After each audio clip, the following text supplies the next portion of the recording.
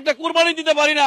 আমরা কত মানবতার জীবন যাপন করতেছি। আমরা নির্যাতিত শিক্ষক, আমরা নিপীড়িত। তারা 45% বাড়ি ভাড়া পায় আর আমরা 0% বাড়ি ভাড়া পাই। এটা কোনো সভ্য দেশের কালচার হতে পারে না।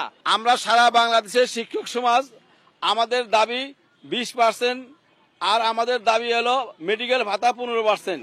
কিন্তু আমরা আজকে 15%। আমিও এই ঢাকা বিশ্ববিদ্যালয়ের ছাত্র ছিলাম।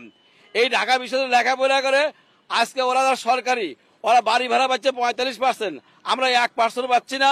আমরা মানবতার জীবনযাপন করতেছি। সারা বাংলাদেশের শিক্ষক সমাজের মধ্যে নির্যাতন আপনারা দেখেছেন।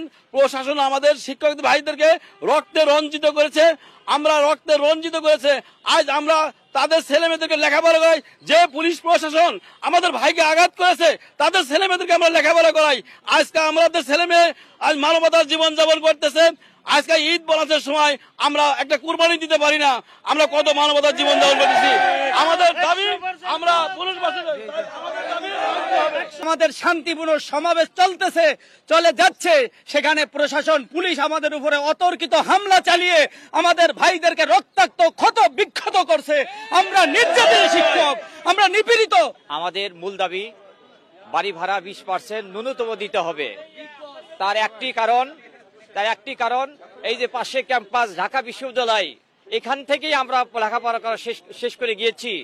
ভাগ্যক্রমে আমরা বেসরকারি কলেজের সহকারী অধ্যাপক, আর যারা এখান থেকে পড়ে সরকারি কলেজে হয়েছেন সহকারী অধ্যাপক, তাদের মধ্যে পার্থক্যটা হলো তারা 45% বাড়ি ভাড়া পায় আর আমরা 0% বাড়ি ভাড়া পাই। এটা কোনো সভ্য দেশের কালচার হতে পারে না। মাননীয় শিক্ষা উপদেষ্টা মহোদয়ের দৃষ্টি আকর্ষণ করে বলছি, এই বৈষম্য থেকে জাতির বিবেককে রক্ষা করবেন।